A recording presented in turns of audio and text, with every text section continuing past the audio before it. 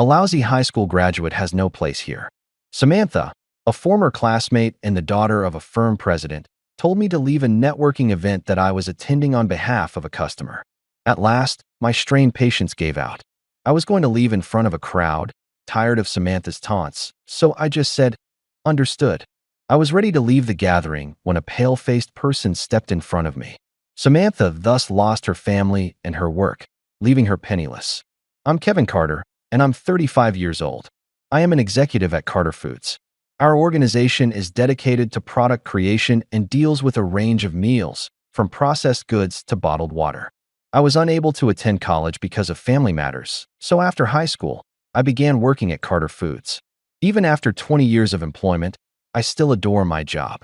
In my personal life, I married Emily 2 years ago after meeting her through a friend. We hope to have children in the future, but not yet. I was living a happy life at home and at work until I happened to run into a high school classmate one day, which resulted in an incredible chain of events. I have loved doing research since I was a young child and had aspirations of becoming a researcher. As a result, I studied hard starting in elementary school and consistently had excellent grades. But my father and I were left behind when my mother fled with her affair partner when I was in high school. My father was unable to work and was in and out of hospitals due to his alcoholism brought on by the shock of her leaving. College was obviously out of the question for me. We were able to make ends meet thanks to the living expenses provided by my uncle, my dad's brother, but I gave up on college because I couldn't ask him to pay for my tuition. I chose to work immediately after high school graduation and join the current company because, despite my uncle's assurances that I shouldn't worry, I couldn't bring myself to rely on him. It was uncommon for someone to not attend college back then, so the fact that I, the best student in my class, wasn't going became very popular. At that point, Samantha, a well-known student in the class, told me, "You're not going to college because you're poor." "You mean a high school graduate? Your life is essentially over, really. The future is bleak for you." Samantha treated me like an enemy and made fun of me whenever she saw me, most likely because she was wealthy and her father was the president of the company. She laughed at me for being impoverished. She undoubtedly didn't enjoy that I kept ignoring her because I felt there was no use in talking to her. So, until I graduated, I was made fun of for being impoverished. Being unable to attend college at the time was difficult, and her remarks constantly made me feel horrible. Even though I just had a high school degree, I now believe it was beneficial to land such a great position. One afternoon, I went with a junior colleague to the Matthews Group for a business negotiation about a new product. While waiting for the representative in the lobby after checking in at the reception, someone called out from behind me, "Isn't that Kevin?" "No way. You haven't changed at all." When I turned around, there stood a woman. As I wondered who it was, her face gradually jogged my memory. It was Samantha, my former high school classmate. As soon as she saw me, she started with the pleasantries, as if reminiscing, but then quickly began mocking me, just like the old days. "What's a lowly high school grad doing here? You couldn't have landed a job at any significant company, could you?" While I was amazed that she hadn't changed at all, even as an adult, I asked Samantha if she worked for the Matthews Group. "Well, of course. My dad's the president of the Matthews Group. That makes me the daughter of the president of a top company," Samantha boasted, high and mighty. "I'm going to be the next president of this company." When I responded with disinterest, she seemed a bit miffed. "There's no way our company would deal with someone who hires people like you. I'm not being mean, but you'd be better off going home. It's a waste of time." Samantha left the company and went somewhere else. She had called me unpleasant, but I thought she was quite the nasty piece herself. When the representative arrived, I decided to proceed with the negotiation. After successfully concluding the negotiation, I sent my subordinate home and returned to the company for the remaining work. While working quietly at the office, my smartphone notification went off. Checking my phone, I saw that I had received a direct message on social media. Thinking it was unusual, I checked it, and it was from Samantha. She probably tracked down my account through mutual contacts or friends. Wondering what she wanted, I saw the message was mocking me. I was amazed that she would go as far as to harass me through social media. Thinking it was pointless to engage, I decided to thoroughly ignore Samantha's messages. Then, realizing she was being ignored, she started sending messages and calls through the messaging app, maybe getting my contact from a classmate who knew me. I was annoyed at myself for having the auto notification feature on. The notification sound was irritating, and she kept sending messages despite me not responding at all. It didn't stop even when I got home, and my phone kept ringing even during dinner with Emily. Emily must have thought it was odd and asked if something happened, so I told her about today's events and that it had been going on like this for a while. She sounds like a piece of work. You can't go silent mode because of work, right?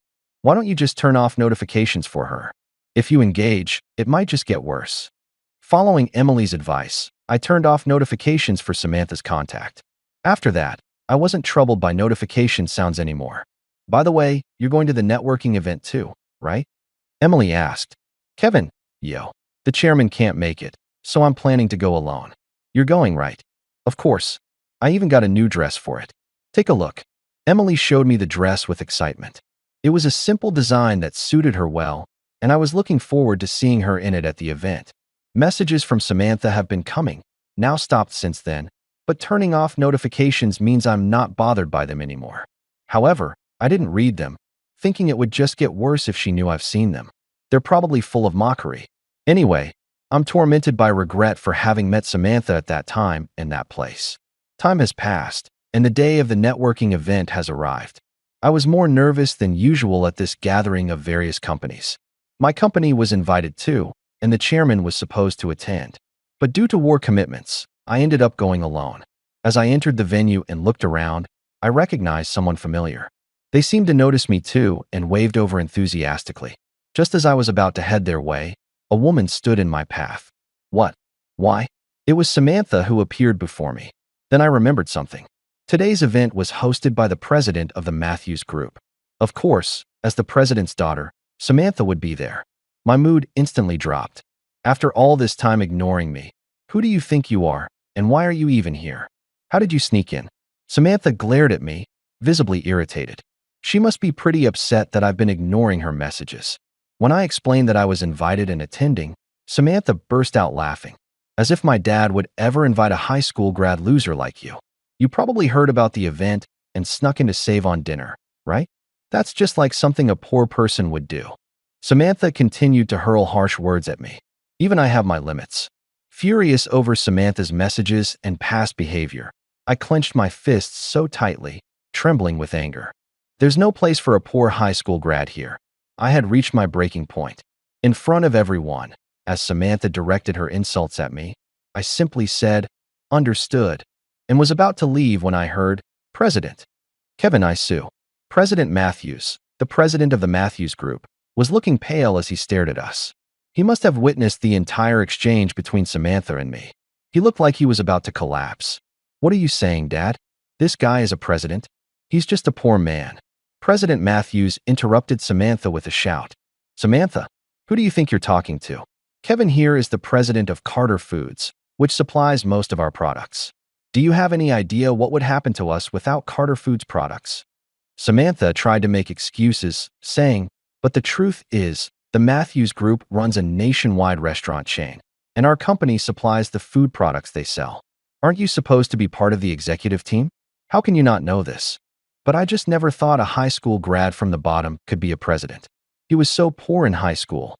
Indeed, I was admittedly very poor during high school. However, after graduating and joining my uncle's company, Carter Foods, I was able to lead a decent life. My uncle, a bachelor without children, said, I always thought I'd be a lifelong bachelor, so I want you to take over the company in the future. Please do your best. He told me this when I joined the company. 3 years after I started working, my father, who had been in and out of the hospital, passed away. After my father's death, my uncle and I underwent an adult adoption. When I was 25, 10 years ago, I took over the company and became the president, the high school grad with no prospects.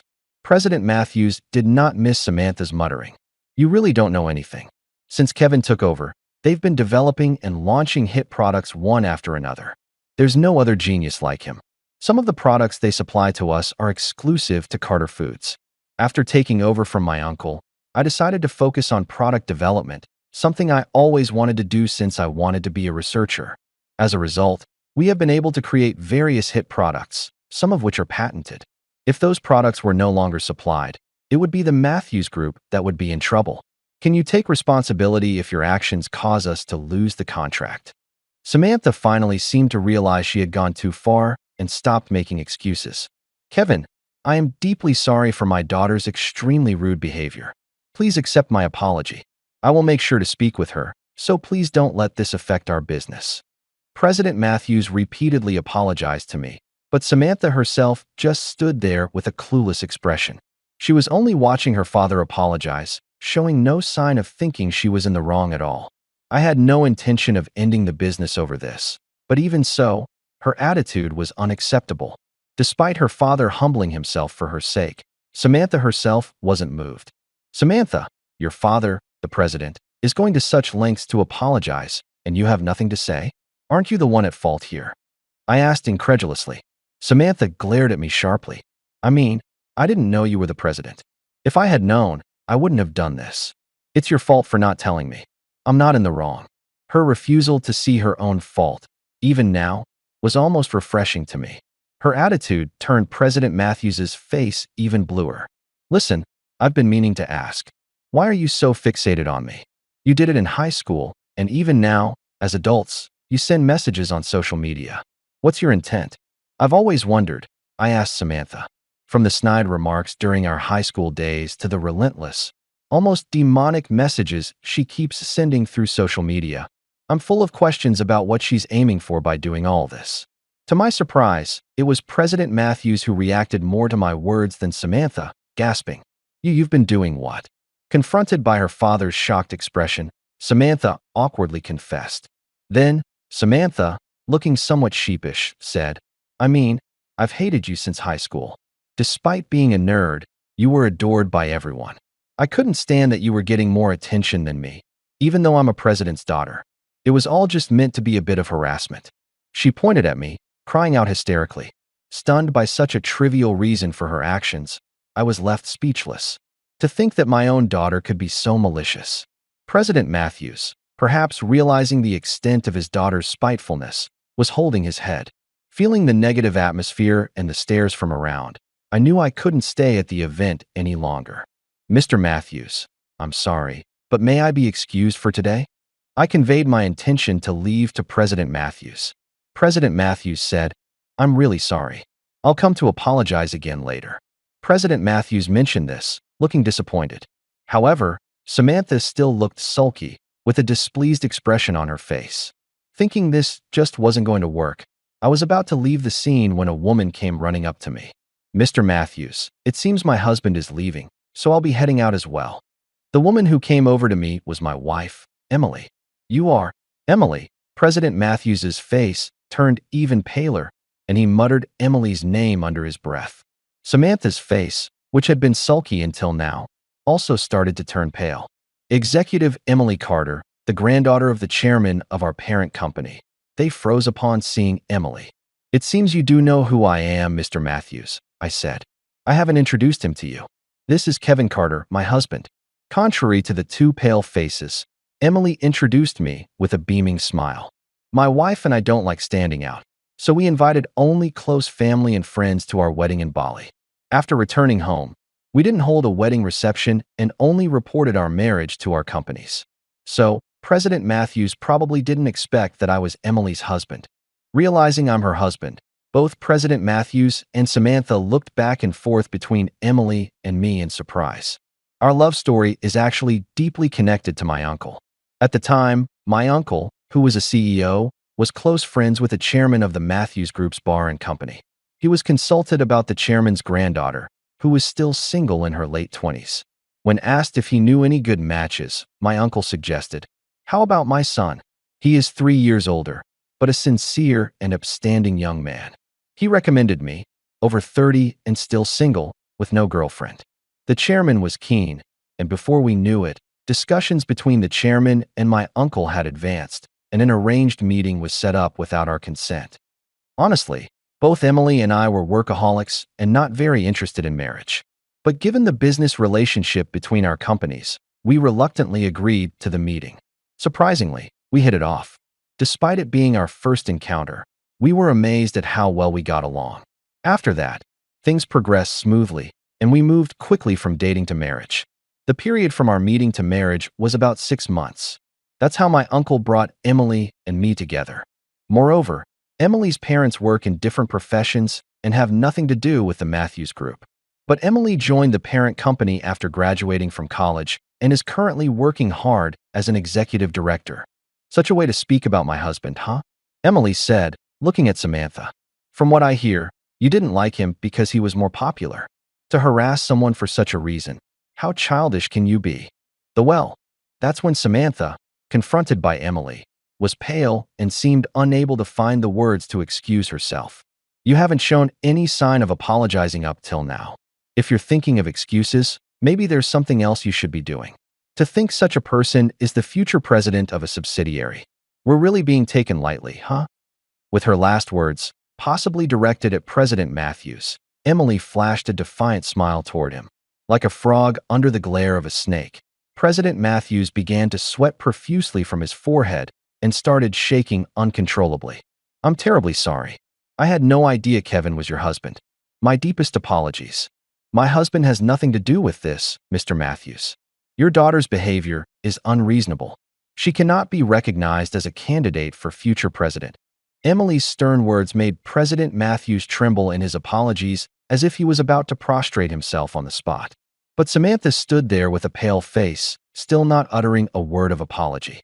Perhaps exasperated by Samantha's attitude, Emily sighed deeply and said, "Even in this situation, not a word of apology? Understood. We'll hold a meeting to discuss the future, taking into account the issue of the next president." What? You can't, Mr. Matthews. Depending on how things go, a dismissal from your position is very much a possibility, so please keep that in mind. After dropping this bombshell on the Matthewses, she turned to me with her usual adorable face, suggesting we leave and linking arms with me to exit the venue. I couldn't help but glance back at the Matthewses. President Matthews had collapsed on the floor, looking utterly devastated. Meanwhile, Samantha seemed to finally grasp her predicament, exclaiming, "Why me? The president's daughter? This is ridiculous." She was ranting hysterically, to think she still couldn't see herself as at fault. I bid farewell to the venue and left with Emily. Afterward, I heard the social gathering was canceled. Indeed, continuing under those circumstances would have been impossible. A few days after the commotion, President Matthews visited our company to apologize. That's when I heard the aftermath. A meeting was held concerning the incident, but somehow the discussion about dismissing President Matthews was postponed. He is competent at his job, which probably played a role in the decision. However, Samantha was dismissed for disciplinary reasons, and her path to becoming the next president was closed, leading to her departure from the company. I was surprised to hear about the disciplinary dismissal regarding this incident, but it turned out that a company-wide inquiry revealed Samantha's arrogant behavior. She was found to have been pushing her work onto others, being a habitual offender of tardiness and absence without leave. Furthermore, she was discovered to have made personal purchases under the guise of business expenses, leveraging her status as the president's daughter. President Matthews was completely unaware and could only hang his head in disappointment upon realizing just how problematic his daughter had been. Samantha, having to repay the misused funds, ended up in debt and was disowned by President Matthews. She is now juggling multiple part-time jobs to make ends meet. President Matthews hoped the hardships would turn her into a decent person, but given how deep-rooted her issues were, that might be difficult. As usual, I've been keeping busy every day. I'm currently in the midst of developing a new product and exploring various possibilities. Amidst all that hustle and bustle, some joyful news reached me. Emily's pregnancy has been confirmed. I was overjoyed, but even more so were my uncle and Emily's grandfather, both shedding tears of happiness. The thought of our family growing fills me with excitement. I'm more motivated than ever to work hard and provide for my family every day.